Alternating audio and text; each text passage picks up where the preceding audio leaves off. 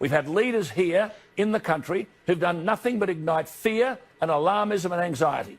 Still not one has sought to comfort innocent and trusting Australians with the news that 99% of the cases are mild and only 1% are serious or critical. In fact, as I speak to you today, in the last 24 hours, no new cases in the ACT, 5 in New South Wales, none in the Northern Territory, none in Queensland, 1 in South Australia, none in Tasmania, none in WA. Victoria excluded, there are 11 people in hospital and 7 in intensive care. And the economy is being smashed. Now the panic. Try to tell us that, oh, you'll have a vaccine by mid-2021. Live in hope.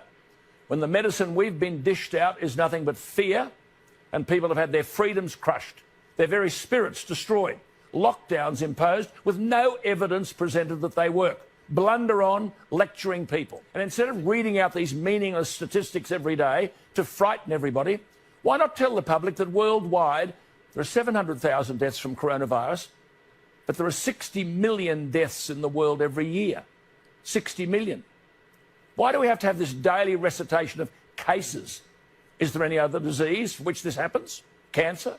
So far this year, there have been 5.1 million deaths from cancer. We don't get daily updates. This is nothing more than a political stunt to justify taking away our liberties and our freedoms, locking the joint down, making sure we obey. Oh, and if you don't cop, you'll cop the punishment. Grab power over everybody, which they most probably don't intend to surrender. Why not tell the Australians that 440 people die in Australia every day? In 6 months, we've had 420 deaths from coronavirus.